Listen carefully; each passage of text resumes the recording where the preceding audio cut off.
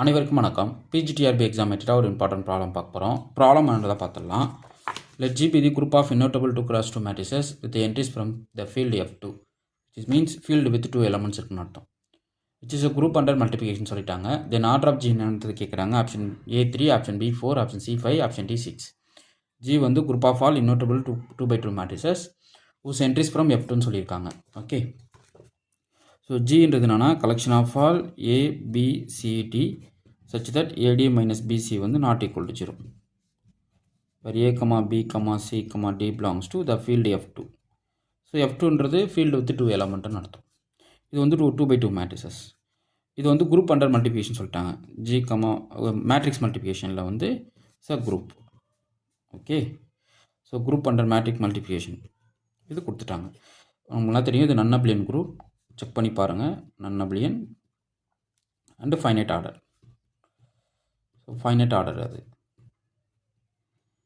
So first நம்ம என்ன கண்டுபிடிக்கணும், ஆர்டர் ஆஃப் த குரூப் என்னன்றதை கண்டுபிடிக்கணும். ஓகே, ஸோ இதுக்கு ஒரு ரிசல்ட் இருக்குது. இந்த ரிசல்ட் நோட் பண்ணிக்கிங்க.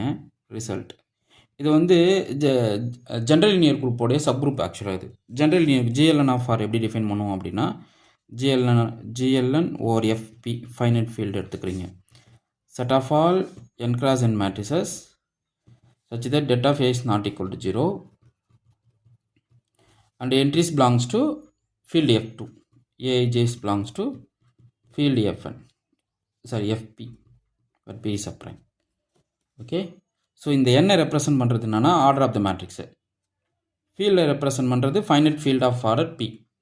ஓகே, இந்த டிட்டர்மினன்ட் ஆஃப் ஏ வந்து நாட் ஈக்குவல் டு 0னா அந்த மேட்ரிக்ஸோடைய டிட்டர்மினன்ட் நாட் ஈக்குவல் டு 0னா இன்வெர்ட்டபிள்னு அர்த்தம்.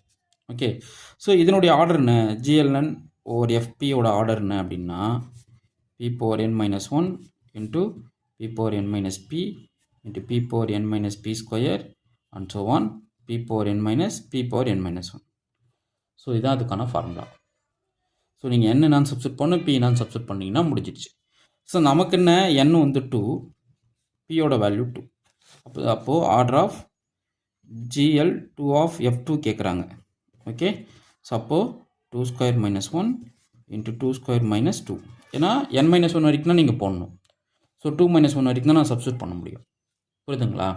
n 2 கொடுக்குறீங்க, அப்போது n மைனஸ் 1னா 2 மைனஸ் 1 எடுத்துக்கணும், அதுக்கப்புறம் போக முடியாது.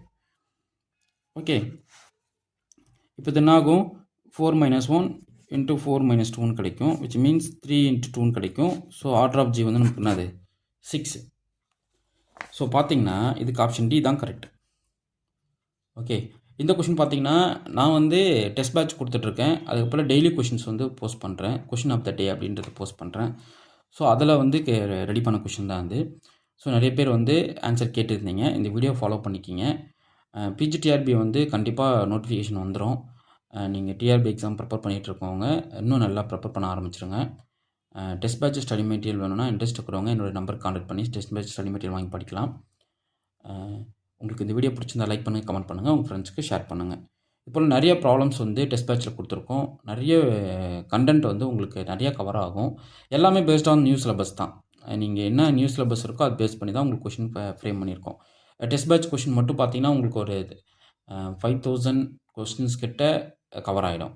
Okay, 5000 all the section compare பண்ணும்போது. அதை தாண்டி உங்களுக்கு நிறைய கொஷின்ஸ் வந்து நான் பண்ணிகிட்ருப்பேன். அது மட்டும் கொஷின்ஸ் கிடையாது, அதை தாண்டி நிறைய கொஷின்ஸ் நான் உங்களுக்கு வந்து கவர் பண்ணிகிட்ருப்பேன்.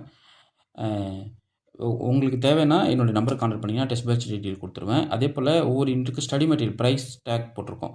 ஒவ்வொரு யூனிட்டுக்கு தனியாகவே வந்து யூனிட் வைஸ் ஸ்டடி மெட்டீரியல் இருக்குது. அதாவது இப்போது numerical analysis and classical mechanics பார்த்தீங்கன்னா நியூமெரிக்கல் அனாலிசிஸ்க்கு ஒரு புக்கு தனியாக இருக்கும், கிளாசிக்கல் மெக்கானிக்ஸ்க்கு புக்கு தனியாக இருக்குது.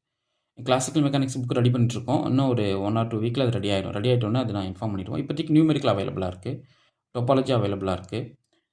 இன்ட்ரெஸ்ட் இருக்கிறவங்க நியூமெரிக்கல் டொப்பாலஜி புக்ஸு புதுசாக மெட்டீரியல் இல்லாதவங்க வாங்கி படிக்கலாம். ஆல்ரெடி மெட்டீரியல் இருக்குது அப்படின்ற பட்சத்தில் நீங்கள் அது எல்லாமே படிச்சுக்கிட்டே இருங்க. அவைலபிள் ஸ்டடி மெட்டீரியல் கண்டென்ட்டை உங்களுக்கு நான் வாட்ஸ்அப் பண்ணிடுறேன். ஸோ இன்ட்ரெஸ்ட் இருக்கிறவங்க வந்து உங்களுக்கு தேவைன்னா நீங்கள் வாங்கிக்கலாம், ரொம்ப கம்பல்சன் கிடையாது. பட் நீங்கள் படிக்க ஆரம்பிச்சிருங்க.